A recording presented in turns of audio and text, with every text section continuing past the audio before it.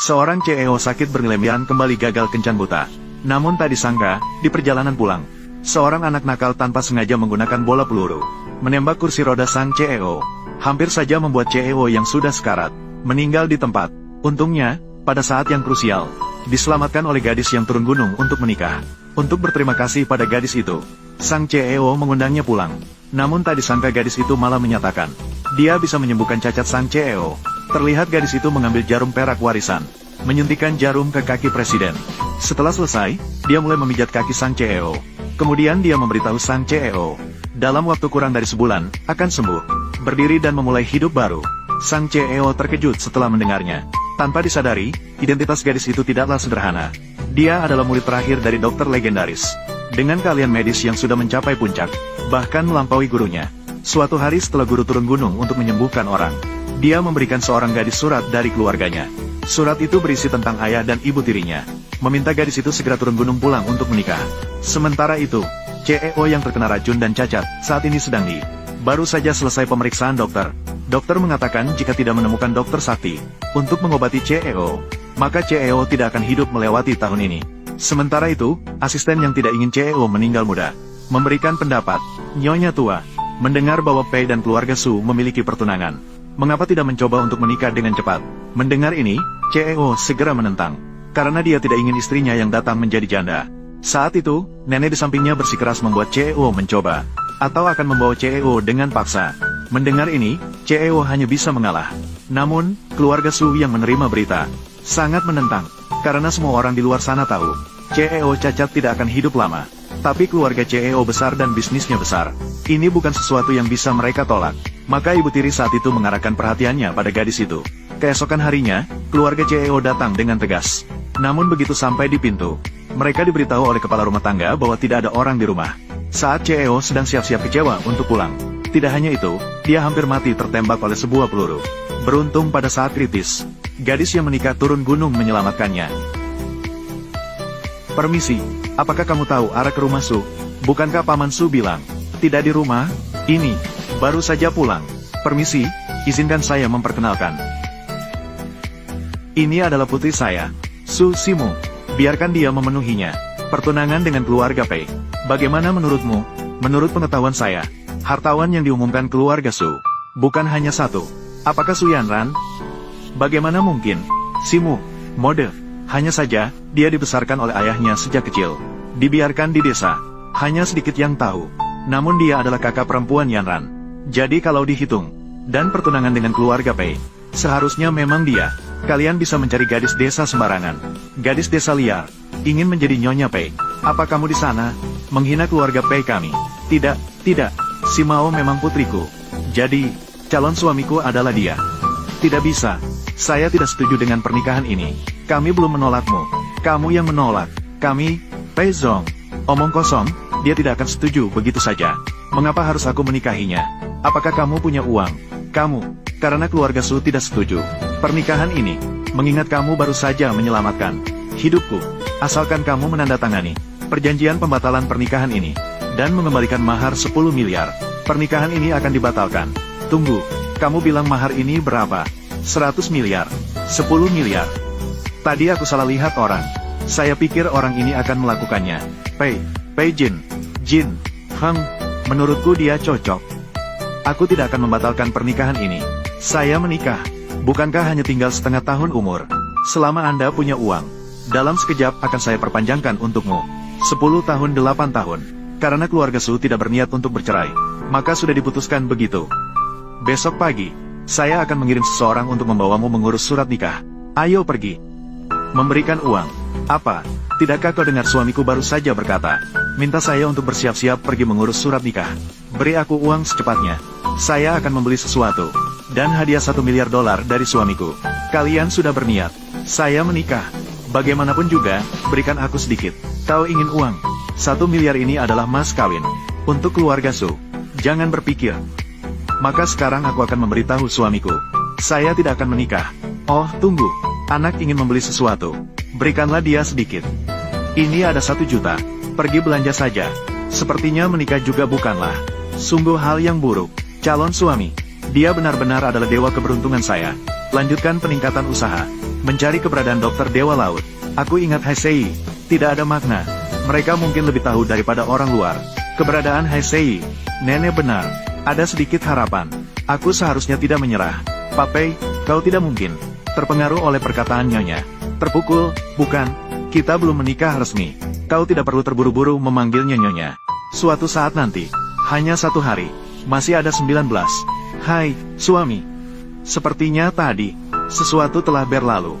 Aku sakit. Nyonya benar-benar berlari lebih cepat dari Bolt. Gadis kecil ini sepertinya agak istimewa.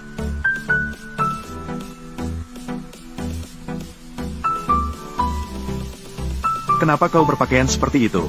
Tenang saja, aku sudah menanyakan. Mereka bilang, menikah harus pakai warna merah, tapi tidak untuk mengurus surat nikah. Su Hao, bawa Nona Su ke mobil. Ganti dengan kemeja cadangan saya. Silakan. Dengar, besok murid Heisei akan mengadakan lelang. Kau pergi siapkan diri. Besok kita pergi melihat. Apakah ada kabar tentang Dokter Laut? Baik, Dokter Laut. Mengapa nama ini terdengar begitu akrab? Kalian mencari tabib ya? Apakah untuk menyembuhkanmu? Dokter mengatakan, penyakitku ini jika tanpa Dokter Laut, mungkin hanya tersisa setengah tahun hidup. Apakah kau takut? Apa yang harus saya takuti? Namun, kau juga tak perlu mencari tabib apapun. Penyakitmu ini bisa kucurigai. Omong kosong apa yang kamu bicarakan? Penyakit Pei Zong kami ini, bahkan dokter terkenal di Kyoto, tidak bisa mengatasinya. Kalau tidak, kita juga tak perlu ke sana kemari, mencari Dokter Laut. Tapi aku benar-benar bisa menyembuhkan. Bukan hanya aku yang bisa menyembuhkan. Tuanku juga bisa mengobatinya. Setiap kali tuanku turun gunung, selalu banyak orang mengantri untuk mencarinya menyembuhkan penyakit. Siapa guru kamu? Namanya Li Haiyang. Orang-orang desa di bawah gunung kami, semua memanggilnya Pang Dahai. Nama dan nama panggilan yang norak. Sepertinya hanya tabib biasa. Hanya dokter telanjang kaki. Sungguh tidak tahu Nyonya. Bagaimana berani menggunakan dia? Saya akan membandingkannya dengan Dokter Laut. Tidak apa-apa. Harap perhatikan dengan baik. Cukup cari tahu keberadaan Dokter Laut. Baik. Gadis ini sama sekali tidak keberatan. Kehidupan pedesaan dan guru. Dia orang yang mudah diajak bicara. Kenapa kalian semua terlihat seperti itu? Yang saya katakan semuanya benar. Tuanku sangat kuat. Baiklah, baiklah, Nyonya. Mari kita pulang dulu dan makan malam. Nyonya tua akan segera merasa lapar. Ayo pergi. Ini menantu perempuan saya, bukan? Nenek akan membawamu melihat. Pergi ke rumah pernikahan kalian. Cepatlah. Bagaimana menurutmu, tata letak rumah? Apakah kalian puas? Sangat puas. Para tetua desa mengatakan, untuk pernikahan, gunakan barang berwarna merah. Ini lebih baik dari desa. Saat pernikahan beberapa gadis muda, jauh lebih cantik. Terima kasih, Nenek. Nah, kalian berdua, lebih baik istirahat lebih awal. Hari ini, bisakah Anda menyembuhkan penyakit saya? Ya, nah, tunjukkan padaku. Baiklah.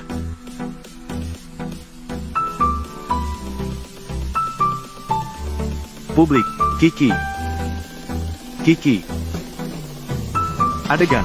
Apa yang ingin kamu lakukan, Kiki? Apa yang ingin kamu lakukan?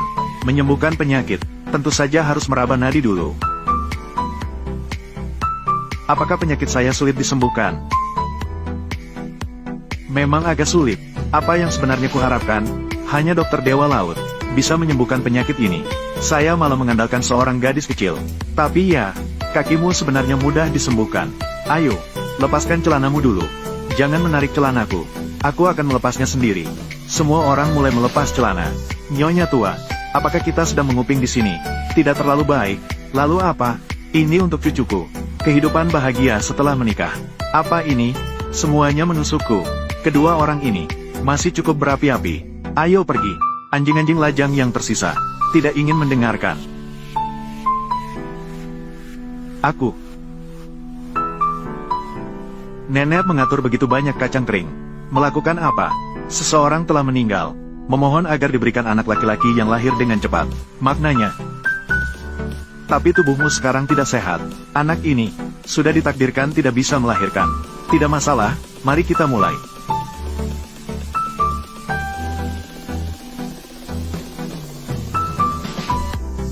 Baiklah, sekarang kakimu seharusnya sudah mulai terasa. Biarkan aku menggosokkannya untukmu. Besok akan diakupuntur lagi. Kakimu seharusnya sementara bisa berdiri. Setelah itu, setiap hari akan diakupuntur selama 15 menit. Dalam waktu kurang dari sebulan, aku jamin kamu akan sehat seperti burung. Oh ya, aku ingin memberitahumu sesuatu. Jangan terkejut.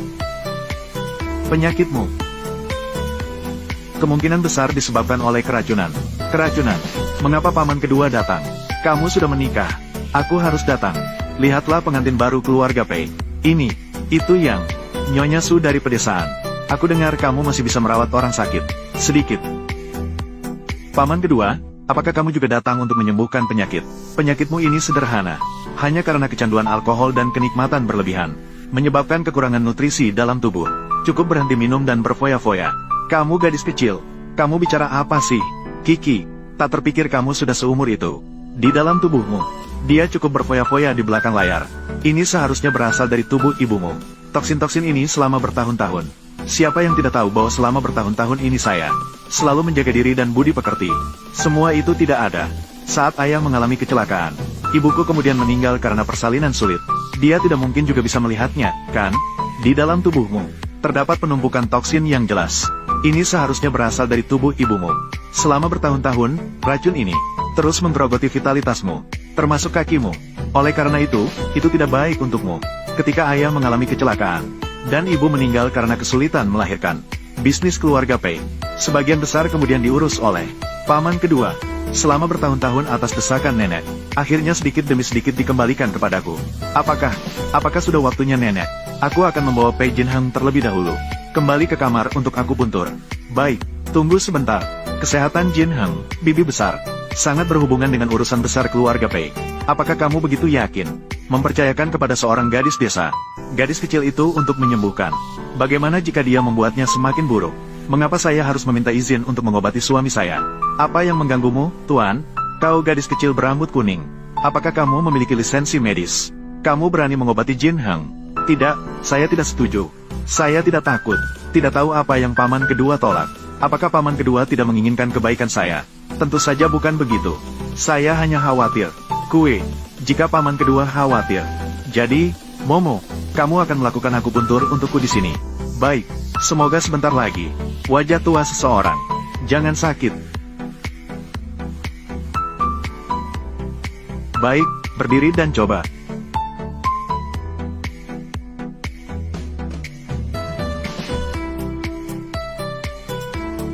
Bagaimana mungkin? Semuanya sudah kukatakan padamu. Hari ini aku puntur, hanya untuk membuatmu berdiri. Kenapa kamu begitu terburu-buru berjalan? Sakit sekali. Saat terlalu terkejut, aku lupa. Momo, lihatlah ekspresimu. Maaf, saya tidak dapat menerjemahkan frasa ini karena tidak memiliki konteks yang jelas. Bisa pulih sepenuhnya. Butuh waktu untuk pengobatan lebih lanjut. Dia akan bisa berjalan normal. Baik. Nenek tahu saja, kita tidak salah menikah. Menantu ini. Tak terduga kau gadis berambut kuning. Benar-benar pandai. Namun umur Jinheng hanya tinggal setengah tahun lagi. Sekarang dia bisa berdiri. Juga hanya mengobati gejala. Apakah kau benar-benar bisa menyembuhkan penyakit Jinheng? Omong kosongku. Bertahun-tahun. Di Kyoto, dokter terkenal tidak bisa menyembuhkanku. Apalagi itu Momo. Prioritas kita sekarang adalah menemukan dokter laut terlebih dahulu. Namun, baru-baru ini aku mengirim mencari dokter laut. Tidak ada kabar. Selalu mengalami beberapa rintangan tak terduga. Tidak tahu Paman R punya ide apa-apa. Ide apa yang bisa saya miliki? Saya juga mengirim orang untuk mencari dokter laut untukmu. Apakah bocah ini menyadari sesuatu? Maka terima kasih banyak kepada Paman R. Itu seharusnya dilakukan oleh keluarga. Bibi besar, perusahaan saya ada urusan sedikit. Aku akan pergi dulu. Silakan. Pei Jinheng, aku merasa paman keduamu tidak terlihat seperti orang baik. Lupakan perasaanmu. Jadi sekarang aku sangat beralasan untuk curiga. Racun itu, dia yang menaruhnya. Kalian berdua sedang bermain teka-teki bisu apa? Apa? Aku bilang padamu, Huir, tubuhnya sehat-sehat saja. Mengapa bisa sulit melahirkan dan mengalami pendarahan besar? Aku harus menagihnya. Berani menyakiti menantu dan cucuku. Aku harus merusak wajahnya. Nenek, kita hanya berspekulasi. Benar juga, Nenek. Dalam segala hal, harus ada bukti. Sekarang kamu tidak mungkin menggali Ibu Pei Jinheng. Lakukan autopsi. Nah, masalah ini tentu saja tidak akan berakhir begitu saja. Nenek, jika terbukti, pastikan itu dilakukannya. Meskipun dia paman keduaku, aku juga tidak akan membiarkannya begitu saja. Tetapi yang paling penting sekarang adalah menemukan dokter laut, menyembuhkan penyakitku terlebih dahulu. Benar, sekarang penyakitmu adalah prioritas utama. Dokter laut ini, di mana dia? Aku sudah bilang aku bisa menyembuhkan. Jadi kalian berdua masih tidak percaya padaku. Bagaimana bisa? Nenek percaya pada kita, Momo. Hanya saja ini. Kamu malam ini akan pergi ke lelang, tapi gaunnya belum disiapkan. Aku akan segera membantumu pergi.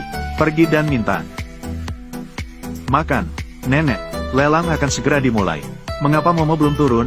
Buru-buru apa? Gadis keluar. Jangan berdandan terlalu baru. Selain itu, bukankah kamu mengirim Su Hao pagi tadi? Sudah lewat sana? Jika ada berita dari sana, tidak akan terlewatkan. Tunggu, apa yang terjadi dengan Momo lagi? Baik. Momo kita benar-benar cantik. Pantas sebagai menantu nenek. Nenek, ayo pergi. Baik. Bodoh, lihat menantumu. Terpesona, kan? Cepat, cepat. Bos Pei, Helao biasanya jarang muncul. Tapi katanya hari ini, sangat mungkin, akan memimpin lelang sendiri. Aku sudah menyuruh orang untuk mencari tahu. Setelah lelang hari ini berakhir, bersedia bertemu denganmu. Baiklah, Hua Lao sebagai cucu dari Dokter Dewa Laut, menunggu untuk bertemu dengan Hua Lao. Kemungkinan saya menemukan Dokter Dewa Laut akan lebih besar.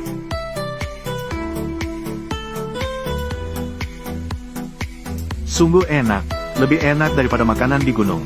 Orang desa tetaplah orang desa, hanya beberapa kue biasa. Sebagai hidangan mewah, tidak tahu. Aku pikir kamu sudah menikah dengan keluarga Pei. Ditegur dengan keras.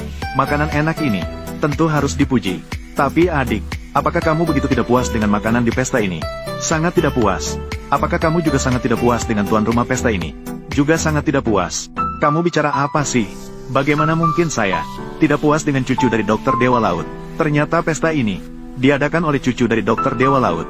Tak heran Pei Jinheng dan yang lainnya datang.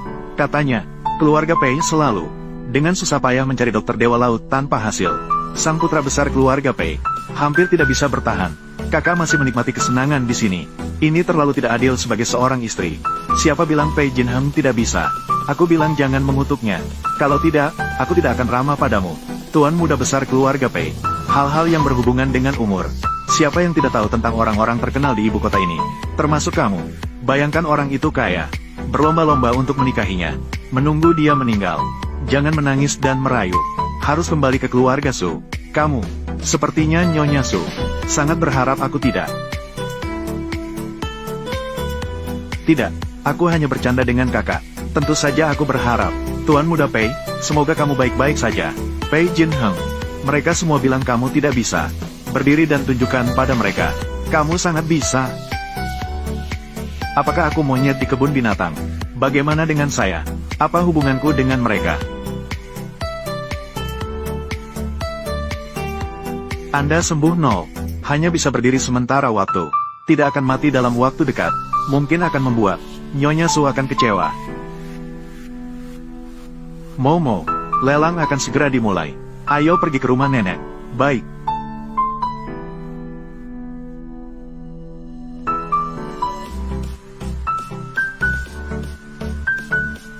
Jika kondisi kesehatan Pei Jinheng membaik, sudah membaik. Nah, dia bergaul seperti ikan di air. Ibu, jika Pei Jinheng sembuh, kita tidak boleh lengah. Si Su Siduo ini, dia seorang desa, dia juga pantas. Tentu saja, kita lihat dulu perkembangannya. Pada akhirnya, si Su Simu ini, hanya seorang wanita desa. Nanti, kita tidak akan kesulitan mengendalikannya.